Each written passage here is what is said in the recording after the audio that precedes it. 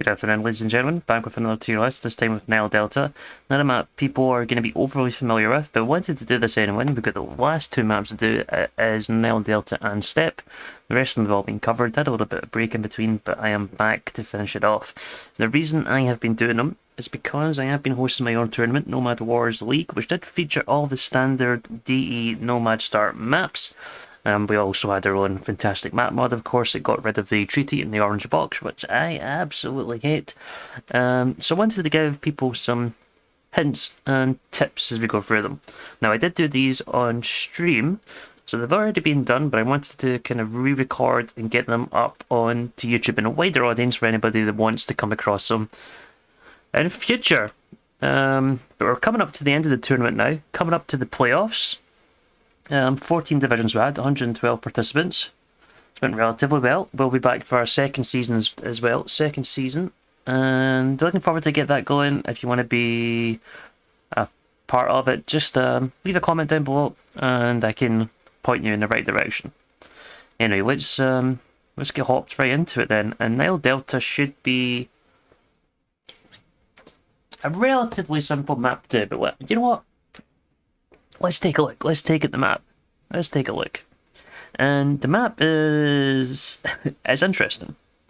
Because you have this situation where, well, the game's already started, actually. I can zoom it back. This is a great thing about Capture Age Pro. You start up at the top here in the Cracked Land. The Cracked Land's actually a place where you take more bonus damage, 30% more, when you place your buildings. And you have to transport your villagers off the starting island, and you actually have two, I don't know if you can call these islands, but two areas to the left and to the right where you can migrate to. So it's a transport start. And sometimes it's actually quite difficult to tell from where your transport is if you're meant to go left or if you're meant to go right. The traditional way to play is both players go to opposite ends. But there is a strategy called a common landing, which, you know, it can happen, and it happened in a game that I played, and both players, we both went to the same side. Bohemians versus Italians, you can wonder how that one went. And, you know, it's a legit strategy, and there's a lot more resources here. You can make the game very chaotic, but if you land in opposite ends, it becomes way more of a water map, so you have two totally different playstyles. You know, you go for common landing, it's almost like a Socotra kind of game, but the more traditional, the more common way is both players go to opposite ends, and it plays more out as a water map. And you can see on the islands, there's a lot of resources, there's quite a lot of food. The wood isn't crazy because it's just like Serengeti style. It's not completely dense, there's lots of gaps. The wood actually runs out like relatively fast in comparison to like a normal map, and the fish isn't as good as what people think. It's quite spread out. You can see it on the minimap here, right? It's not as good as what people think. You really need to get down here. I mean, they have some little pockets up here towards the start which can look good, but yeah. But I think in general terms, fish is always good to go for. It's such a good massive boost to your early eco. Okay, well, we get back over to the draft screen. The draft screen? No, the tier list screen. I'm getting ahead of myself. That's for another video. Anyway, so we got A to Z, or E to V. It's going to be as text first. And as text, honestly, a little bit of a funny one. Largely because they do get faster producing military, nice extra carry rate. In terms of relics, I do think you get two on your island, which is kind of nice, and there's a third one that's up towards the starting island, so a couple of relics almost guaranteed there if you're playing as Aztecs in the early game. And you can also make that faster producing water military because you get the bonus there. I think that it could be alright and have some utility, but, you know, not a Civ you're going to absolutely leap to joy with if you get it. And I think they're probably a solid B here, but certainly not bad. I wouldn't call them bad by any means. Looking at Berbers next, Berbers have a pretty good dock. And you actually need to travel quite far to bring in the elephants, so I think Berbers here could be quite nice. You won't have to get limbs super early. But the micro of the galleys and whatnot, faster moving fishing ships, which are a bit more important here. Just because there's so much space between the fish and in between the docks. So they actually get a... Their fishing ship bonus there is actually a lot nicer. And then, you know, they can always go for some landings, and the faster producing stables are also pretty nice there. And if you do common land, you could like just Berberville rush and to win the game. GG easy, right? Next up we have Bohemians. I think Bohemians are still solid B. Don't know if I have them ahead of Aztecs. Probably around that point. All of the mining techs, they should still be able to be competitive in water, but gold really isn't the big bottleneck when it comes to military production from the docks. It's usually wood. You don't really get any bonuses for that, but you know, you could take off a villager from gold and then put it onto there. And if they do common land, they're going to be very difficult to deal with. But there's still quite a bit of luck involved in being able to land on stone or gold and really make that work. Next up, we do have Britons. Britons I see as pretty nice. You get quite a lot of sheep in this map, so you can get up quite early for the ages. Quite high booming potential here as well. Could be pretty campy. And then also their dock is pretty damn good. Britain's dock actually in post-imperial age. There's not a lot to miss out on, and I think they're honestly A. And even if you get a landing with a few ranges and ARBs, that could be really dangerous. Next up, we do have Bulgarians. Bulgarians, where to put them? Probably low C. Don't have an eco bonus, but the one thing they do have is that cheaper blacksmith and also the faster working blacksmith. So just purely based on that, I'm going to put them in C because they could go for a really nice galley rush, provided you're up at a competitive time. But being able to go for the quick fletching is really nice. Oh, and that's also another thing for Bohemians I forgot to mention. That is also another thing for Bohemians because of the blacksmith being cheaper. So you can go for that quick and easy fletching, which is nice. Really nice. Burgundians up next. Always a difficult one to place. Probably C tier as well. They have really strong eco. Probably not going to go for the early lumber camp though, so you're not going to make use of that. But you know, some people might. I think their dock falls down quite a bit in later stages of the game, but need to double check that one. I'm just going to do it, but you know, yeah, no, well, it's not too bad actually. Not too bad. They do get bracer, galleon. Okay, elite cannon galleon, fast fire. It's pretty decent. It is pretty decent. I guess they get early gill nets as well. Maybe I'm being a little bit too harsh. Let's put them high up in C. Maybe in borderline B. I think originally I had them in C, but I'm starting to dig them. I'm actually starting to dig them in B. Let's put them in B. I think they have some utility here. Forgetting about the gill nets, of course, which can be a crazy tech if you're allowed to get there. It's expensive. It is expensive, but you could get Bosa on feudal age. And maybe just boom up. And then play long game with Burgundians. Next up, we do have Burmese. Now, Burmese, I think, should be solid B as well. You get the wood upgrades for free, which is nice. Don't even need to make a lumber camp in that early game, which is fantastic. You'll want to drop it probably in feudal age at some point because it's going to starting to get a little bit less efficient. But yeah, I should be able to play for water pretty well. I would like them there. And that should be enough to see you through the game. Maybe we'll have some problems with common landings, but you know, FC is not a big issue with Burmese by any means. Byzantines for me, first S tier civ. Like fires are pretty good in this map because of the close quarters that you can generally be in. You can spam them through there, and there's the res situation's a little bit odd, and then if you get up through to Imperial Age, yeah, Byzantines are just a clear cut S tier civ in this. And Celts, up next, Celts seem to be another one of these civs that have really good wood eco and should be able to put them in a good enough position to do well on water, similar to Burmese. Celts probably better though. Probably put Celts ahead of Burgundians, and then I put Burgundians ahead of Burmese. purely down to the timings. Burgundy should be able to get them first. Should. And I think that's a fair spot. Okay, Chinese up next. Chinese feel to me like a solid B as well. Provided you get on food, which you should be able to, things should be fine. But the dock's going to take a little bit longer to get going, but the game could go super long. And in Chinese, the longer the game goes, everything gets cheaper. Should be in a good spot. Okay, Cumans for me. Cumans is a really tough one, but I still think they're D tier.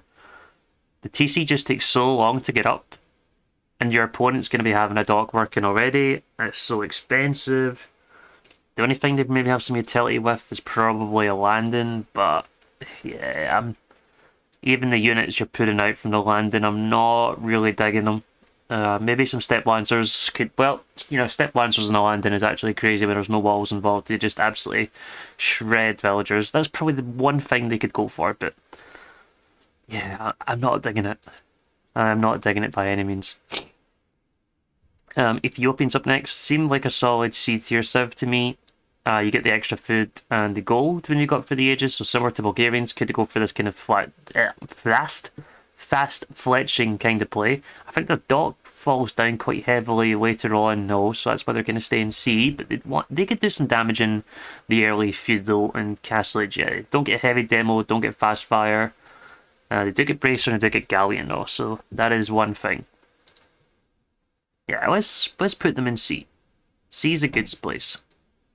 Franks up next seem to be like another C tier civ. Good for deco, of course, which can get going, but don't get to make use of their berries. Farms will get going, feudal age, castle age, so they could rely on that a little bit, but their dock starts to fall down a little bit if I remember right. They get fast fire, no bracer, of course, for galleon. When they do get dry dock, no shipwright, no elite cannon galleon. I think that's a fair place for them. It's not going to be a civ that's you're going to be super unhappy about, but it's not. There's nothing there in that super early game that's going to gear them towards absolute domination like they can on other maps. Okay, Bulgarians and C, Franks and C, Ethiopians and C, Goths. I guess similar to Cumans, right? Probably similar to Cumans. They could have a filthy landing, but getting to that point is going to be the main issue, and I think they're just going to have to go in D. Same with Huns, could have a filthy landing, but the eco is so bad in that early stage. Huns are probably going to be right at the bottom of the pile here, which feels bad, but it's really where they belong. It really is where they belong. Okay, Incas up next. Incas. I always get a little bit of hate for putting Incas too low, so let's put them in low B. Let's put them in low B. Get the free llama to start, so you can scout around a little bit, and also because of the wood saving, you always get like a free fishing ship, or you get an extra fishing ship, and you also don't get housed, which people always point out to me. So I think let's put them in low B. Don't really have any craziness and landing potentials, but they got cool units. They got cameos. They get slingers. I don't know the utility on them in this map, but yeah, they are fantastic. Their dock isn't terrible either. They get bracer on their galleons. They also get fast fire. They obviously don't get cannon galleons, but their dock isn't too bad. Not bad at all. And then if you do get raided, in Imperial Age, plate mail armor on those villagers. Oh boy, they would be beautiful things to see. Okay, Indians up next. Bit of a strange one for me to put. I think they're kind of similar to Franks in this instance. Don't have anything crazy, but you should be able to get a really nice boom going. Where did Indians go? I'd be putting them in high C, just because their eco's so strong. Could maybe see you through, but it's not a civ you're going to be targeting in a draft by any means. Italians, S tier. Cheaper docks, they're really fantastic. Cheaper fishing ships, not cheaper docks, cheaper dock technology. I just misspoke there. But even, getting up through the ages of transitions is really smooth, provided you play them well. They just seem like a clear S tier civ to me. Really, really good. And then the next civ is the exact same as Japanese. Big thing about Japanese is just those fishing ships are so hard to kill, and then the galleys have more line of sight. And you're also quite spread out in the map in terms of resources, wood, the patches of deer, the early games, so 50% off on those eco buildings at the very early stage is really strong in this one. And then our docks, not too shabby either. The actual units you can go for a later game. Fast fire as well. Galleons with bracer, careening, of course, that's a standard, but dry dock is also involved. And then you could also thinking about your Sama at some point if you did want to defend from landings or if you did want to land. They're very decent civ. Maybe the only thing they would struggle with is the units when you go for a landing. You're probably just going to spam some white cav, but they definitely have a lot of utility in this map and should play very, very well. Now Khmer, they can actually do some filthy uptimes in this map because you don't need to make the buildings. So you can go up to like 16, 17 pop and get up to feudal age and then go for a very early feudal pressure. I kind of like them here and I think they belong in B. Koreans is a little bit of a difficult one. I think they have utility in both ways the map can be played, so landing or water. The only thing that kind of falls down if you're in a fire galley war and you don't have demos right for demos. Don't have demos for fire galley wars, which it can be a little bit rough, but their landing potential is fantastic. They also have the wood discount, which is really nice.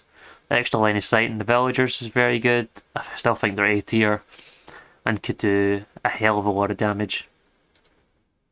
Next up, we have Lifts. Lithuanians, I think, still solid A tier. Also have a very good dock. But the extra food at the start is very nice. Either you could get up super early, kind of similar to Khmer in that aspect. But beyond that point, there's nothing too crazy in that kind of feudal age. You do get a couple of relics, I believe. Let me just double check. Yeah, 2 relics, isn't it, in that neutral one? And, you know, that could do something. That could be a nice landing there from lifts if you did want to get to that point. But the dog's pretty decent. You're probably going to be aiming towards fast fire or, you know, they have galleon with bracer as well, so they don't really fall down whatsoever on water. Very solid civ. But the main benefit of lifts is going to be making use of that extra food. Probably getting up to feudal age nice and early. Next up we have Magyars. Again, you know, no eco bonus, but it could have a really solid landing option, but it's getting to that point. But +2 knights or +2 light cav spamming out from the stables would be a really nice option. Okay, Malay up next. I think Malay are solid A. Again, geared towards water. Could get super campy with them with the harbours late game, which would be hilarious. But the transitions are a little bit weird, of course, not banking up the res, but should be able to do the damage. Maybe even just go like FC with Malay, then try and get back on water. Of course, you can go for fist traps, but it's not like the water's overly safe in this map, but their dock is very good. Their dock is very, very good. And they're definitely a water civ. They're definitely a water civ, but again, just the advancement times are a little bit off and can make things a little bit challenging at times, should I say. Malians up next. Malians are a tricky one to place, because this game can usually go on quite late, but the early game's so strong, you get the fishing ship out early. I still think they're A tier, but if you the games can usually go past Castle Age. They really can. So you're kind of gambling if you pick Malians, because you want to finish it really nice and early.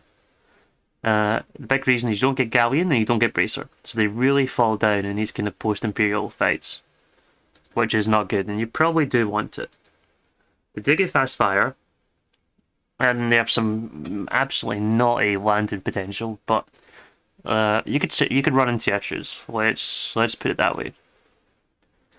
Next up we have Mayans. Longer lasting resources here, feels pretty damn good. You also get an extra villager from the start, and that's always good on nomad start maps, right? And their dog, if I remember right, it's not too bad. Bracer galleons, dry dock, fast fire. I don't know why, but you know, Mayans are a very good dog. And they get shipwright, which could be crazy if you're really going late on this one. But yeah, it should be able to do the damage. Maybe I'm just putting Britons a little bit too high. I think they're solid A, but they're probably going to be in towards the bottom. I'll probably take the other civs in front of them. Similar to Mongols, can do this kind of fast feudal business, and there is quite a bit of hunt on the map. Yeah, they're probably in around like these kind of same guys who can do a lot of early damage. The Mongols, the Lifts, the Millions, get up to feudal age, early castle, try and finish the game at that point, making use of your bonuses that are definitely geared towards that stage of the game. Next up we have Persians. Persians are a difficult one for me to place here. I think they're an edge case between A and S. I'm not quite convinced they're S. But okay, so we're just looking at the docs have more HP, faster producing. They don't have Bracer as well, right? And the games can go long. Don't get Bracer on their galleons. They don't get Shipwright either. They do get Fast Fire. They do get Fast Fire. That is one thing. It's a tough one. I think I originally had them A, but I think they've got too much in that early game, and you could still go Fast Fire. But only having Bodkin on your galleons is really bad. And that's really common to see. I guess you've also got a little bit more of a protection from a common landing. I think we just put them S. I think we put them S. Double HP in the TC, of course. So common landing would be a lot harder to be effective in that instance. Okay, Poles up next. Poles for me... They're always tricky to place. You could actually have quite a bit of utility with the farm. I think the farm in Nico is actually pretty cracked, probably more than any of these guys. You do collect the gold from the stone as well, which is nice. I remember looking at their dock and not being too impressed though. I mean, no, they have fast fire, they have galleon, it's not terrible. You could... I mean, they would have a sick landing with... the Privileges Knights, the 60% off, right? That could be crazy and really hard to deal with. I kind of like them here. They don't have anything geared towards kind of water bonus in the early stage. So I think C for Poles on Nile Delta. Next up we have Portuguese. Portuguese are a clear S tier civ on this one as well. Could play super late game on this one with all the resources running out. And that would be for Vittorias, which would be damn hilarious, but really effective. They also have cheaper gold, more HP on the ships. Yeah, they're a clear S tier civ in this one. Next up we have Saracens. Saracens for me a clear A tier civ as well. Really nice. Faster shooting galleys, can get up for the ages really good. Just have a really diverse tech tree to Saracens and can really do the damage. Also, if you do want to go for a landing, they have more they have more carry space in their docks, so that can be really nice. Next up, we have Sicilians. Sicilians for me, I mean, their docks all right. I don't think their eco is as good as these guys. They're probably a low B for me. Edge C. Their landing could be insane. Their landing could be insane, and even if you want to get back on water, it's going to be really easy to get a castle up in the shoreline. Whereas with other civs, it's going to be way more difficult. Yeah, let's put them there. Next up, we have Slavs. Yeah, similar to here. It's going to take a while to get their farming eco to kick in. Probably their eco is better than these guys, I think.